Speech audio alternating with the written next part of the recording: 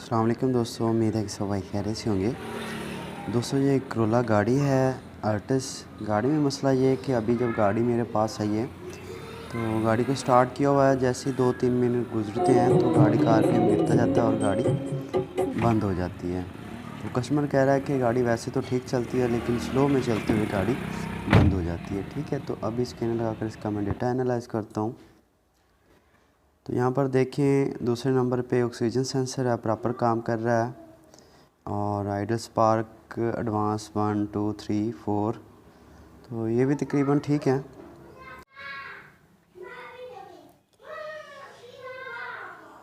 ठीक है जी। और यहाँ पे लॉन्ग टर्म की वैल्यू देखें तो 9.38% जमा में है। मैप की रीडिंग थोड़ी ज़्यादा है। शॉर्ट टर्म देखें तो माइनस में है।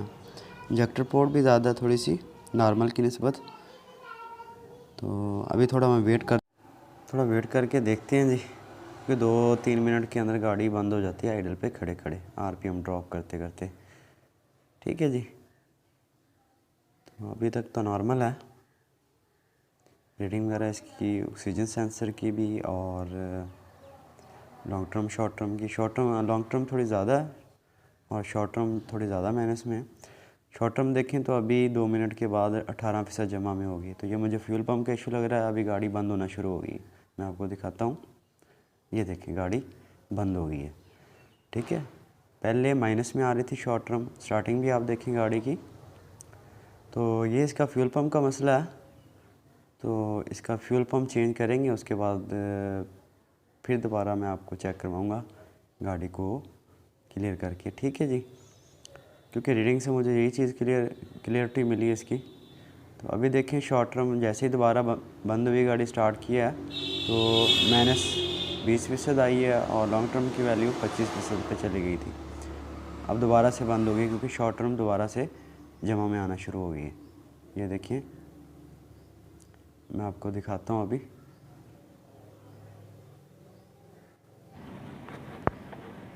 ठीक है, ये आप देख सकते हैं गाड़ी अभी स्टार्ट है, एसी ऑन किया हुआ है। तो गाड़ी खड़े खड़े आरपीएम ड्रॉप करती है और खुद ही बंद हो जाती है। फ्यूल पम्प का प्रेशर जैसे ही कम होता है तो गाड़ी बंद हो जाती है। रीडिंग से मुझे ये चीज़ पता चली है। का प्रॉपर टेस्ट भी इसका कर सकते हैं। मेरे पास वो फ्यूल पम्प का प्रेशर चेक करने के लिए गेज नहीं है, क्योंकि वो दोनों तरफ से लगाई जाती है। एक तरफ से जो फ्यूल पाइप है वो इन होता है, ये देखें गाड़ी अभी बंद होगी। और दूसरी तरफ से आउट होके गाड़ी को हम फ्यूल गेज लगा के गाड़ी को हम साथ में स्टार्ट भी कर सकते हैं। जैसे ही फ्यूल पम्प का प्रेशर ड्रॉप होता है तो वैसे गेज पे भी जो आपकी प्रेशर की वैल्यू है वो कम होती नज़र आती है आपको। लेकिन मुझे स्कैनर से पता चल गया है। अभी दोबारा मैंने गाड़ी को स्टार्ट किया है, तो अभी आप देखेंगे कि दोबारा गाड़ी 2 मिनट के अंदर अंदर दोबारा बंद हो जाएगी।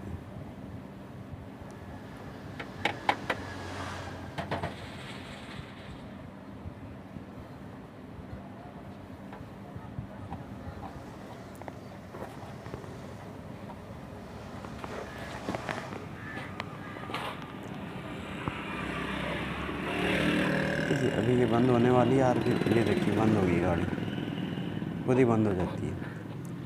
तो अभी इसका फ्यूल पम्प खुलवाते हैं। ठीक है, ये आप देख सकते हैं कि इसका मट्टी वगैरह है, इस जगह पे मट्टी वगैरह जम जाती है। तो इसे पहले अच्छे तरीके से क्लीन करके इसका फ्यूल पम्प खोलते हैं और इसका फ्यूल पम्प और फिल्टर दोनों चीज़ें चेंज करेंगे।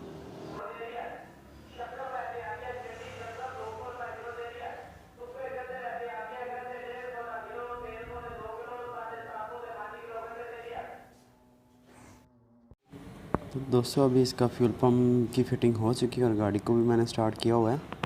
तो अभी वेट करते हैं। ठीक है, ये आप देख सकते हैं।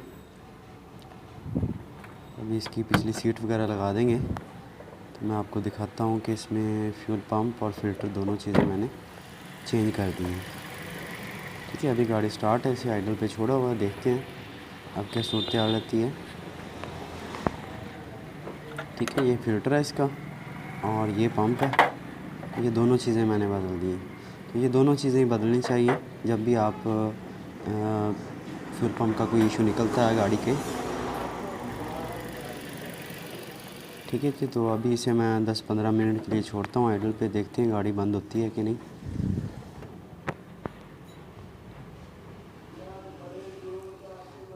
अभी डेटा भी चेक कर लेते हैं क्योंकि इसमें कोड वगैरह भी आ रहे थे, तो अभी कोड मैं इसके क्लियर कर लेता हूँ।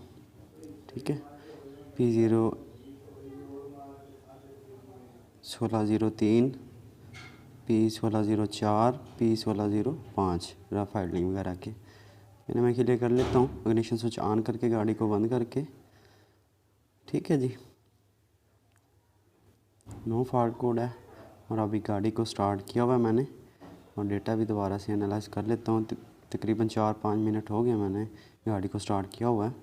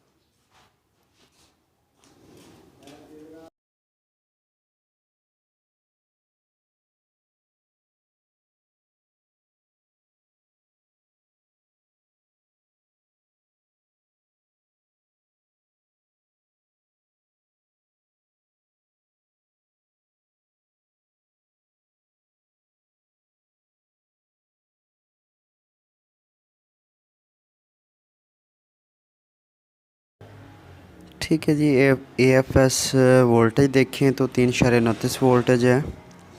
तो जब गाड़ी आगे बंद होने की कोशिश करती तो ये 4-4.5 वोल्टेज पे ये रीडिंग चली जाती थी और मैफ की रीडिंग भी इसकी ज़्यादा हो जाती थी।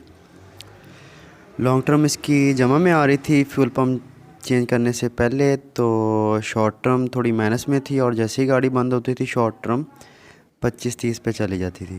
तो अभी दोनों रीडिंग आप देख सकते हैं, मैफ भी आप देख सकते हैं थोड़ा कम हुआ। ठीक है, तो अभी मैं एक चीज़ इसमें से उड़ा देता हूँ ताकि डेटा एक लाइन में आ जाए।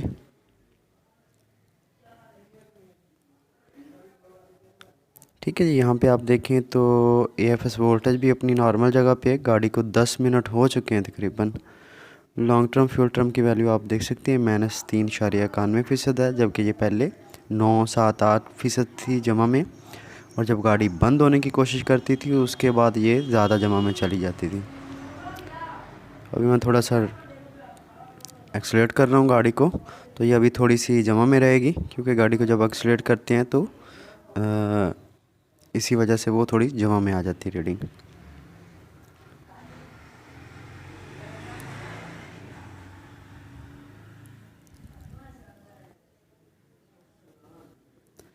ठीक है जी, अभी आइडल पे है गाड़ी और 10 मिनट गुजर चुके हैं, अभी बंद नहीं हो रही गाड़ी। मैप थोड़ा सा कम हुआ है और इंजेक्टर पोर्ट भी काफ़ी नॉर्मल हुई है आगे की निस्बत। शॉर्ट टर्म भी आप देख सकते हैं। तो इसका मसला सिर्फ फ्यूल पंप का था, तो इसे आपने प्रॉपर डायग्नोस करना है कि इस तरह में गाड़ी, इस तरह के मसले में आपके पास गाड़ी आती है तो किस तरह से आप डायग्नोस कर सकते हैं। क्योंकि इसमें ऑक्सीजन सेंसर की रीडिंग भी आउट हो रही थी, मैफ की रीडिंग भी आउट हो रही थी। लेकिन पहले भी मेरे पास इस तरह के फ़ाल्ट आए हैं तो स्कैनर से मैंने चेक करके सिर्फ उसकी वही चीज़ खोली है जो फॉल्टी होती है।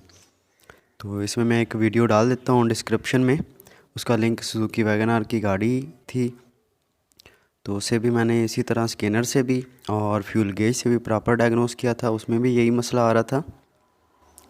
तो अभी गाड़ी अल्हम्दुलिल्लाह क्लियर है। ठीक है जी, अभी गाड़ी अल्हम्दुलिल्लाह क्लियर है। गाड़ी को स्टार्ट किए हुए काफ़ी देर हो गई है और गाड़ी को ड्राइव करके भी चेक किया है और अभी AC के साथ गाड़ी खड़ी हुई है, अभी गाड़ी बंद नहीं हो रही। तो इसका फ्यूल पंप का मसला था जो कि चेंज कर दिया है, तो अभी गाड़ी ठीक है।